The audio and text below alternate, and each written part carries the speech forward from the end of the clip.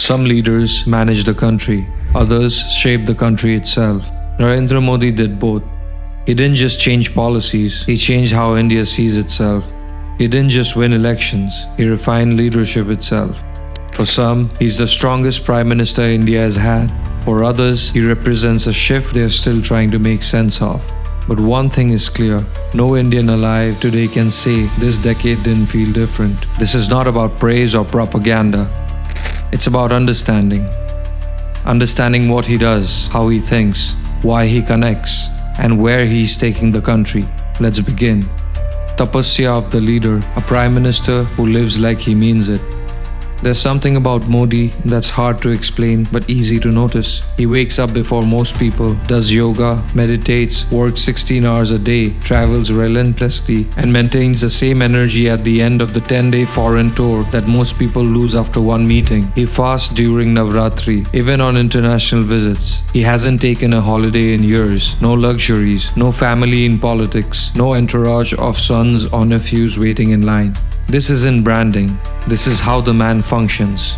In Indian tradition, especially in the Gita, this is called Tapasya, the discipline to live for something bigger than yourself. For many Indians, especially those outside elite circles, this kind of lifestyle is rare and instantly recognizable. He doesn't preach sacrifice, he lives it.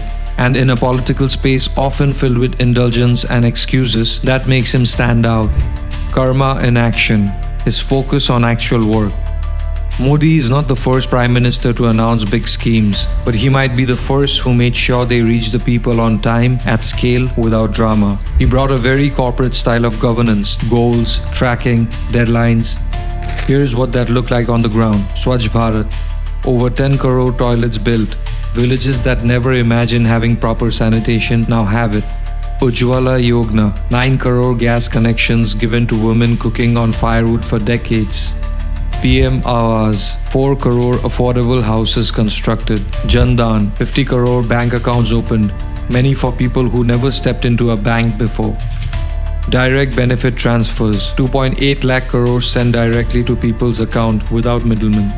For people in remote districts, this wasn't policy, it was real help finally arriving. This made many Indians feel that for the first time, the system was not just running, it was running for them. Digital Yagna, Aadhaar, demonetization, and the rise of the digital citizen. Modi's governance isn't just about what's visible, it's also about the infrastructure beneath the surface. Aadhaar, which was rolled out earlier, was fully integrated under Modi. It became the backbone of welfare. Now whether it's a pension, ration or subsidy, it's all linked, traceable and instant. Then came demonetization in 2016. 500 and 1000 notes gone overnight. It hit hard. Cash-based businesses struggled. The pain was real, but so was the transformation. India went from cash first to UPI first. The push towards digital finance became irreversible. Now the government is working on a unified citizen ID where your Aadhaar, PAN, voter ID and mobile can be merged to access services more easily. No duplicate documents, no delays, just fast, clean delivery. This has quietly changed what it means to be an Indian citizen. Not someone waiting in lines with paperwork, but someone with digital identity, verified access and faster rights. Drishti to Disha, from inner sight to outward direction. Modi doesn't treat science like a side department. For him, it's part of India's civilisational rise. India became the leader in digital payments. Startups grew from a few hundred to over 1 lakh. Indian Stack, Aadhaar, UPI, DigiLocker, CoWIN became a global model. Private companies started launching satellites and rockets. But the emotional moment came with space. In August 2023, Chandrayaan-3 landed on the moon's south pole. First country in history to do that. People weren't just proud, they were moved. It felt like we had placed ourselves there as a nation. Then in 2024, India launched Aditya L1, our first mission to the sun. Not only did it enter solar orbit successfully, but in 2025, Indian scientists using it captured a solar flare in real time. A country that once had to rely on borrowed technology is now helping the world study the sun itself. This is not just science, this is a statement. We are not catching up anymore. We are contributing and actively shaping the world. Dharma on the world. Foreign policy. Modi's diplomacy is aggressive but not desperate. He doesn't beg for favor and he doesn't play anyone's puppet. During the Russia-Ukraine war, India didn't pick sides. We bought oil from Russia, continued to trade with the West, and still got handshakes from both.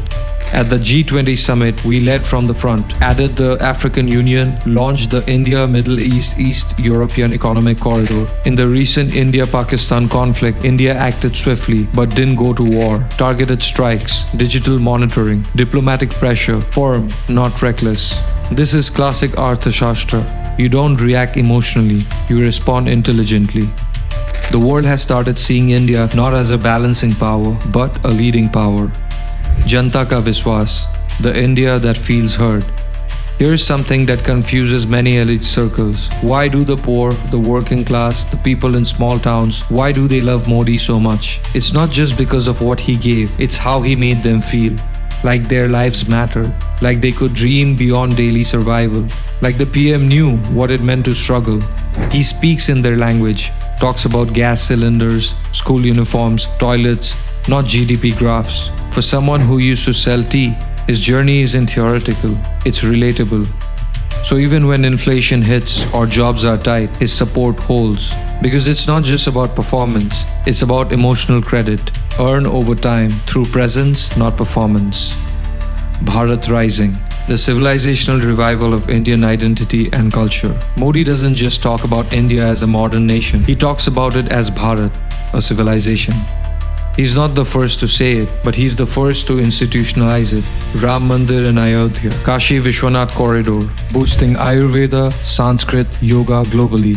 Vedic references in speeches, celebrating civilizational pride without apology.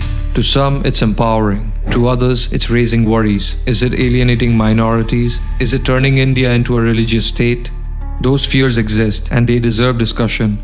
But to millions, especially those who grew up seeing temples ignored, traditions mocked, this isn't domination, it's restoration. Modi doesn't want India to be modern at the cost of its soul. He wants it to be modern because of its soul. Samvad, the criticism. No leader is beyond question, and Modi is no exception. Press freedom ranking have dropped. Dissent is more sensitive now. Agencies like ED, CBI are accused of selective action. Communal tensions have flared in certain states. These are not fringe fears, they are real concerns. But there is also a counter view. Critics are often accused of being condescending to the people, assuming that Modi's voters are misled, manipulated, or uninformed. That if people support him, they must be brainwashed. What if they are not? What if they have simply felt more visible, more respected, more heard in these 10 years than in the last 60? What if for once leadership felt available, not aloof? This doesn't cancel the criticism, but it challenges its moral high ground. A healthy democracy must allow both strong action and strong questions. Modi's India has delivered, but now it must also protect discussion.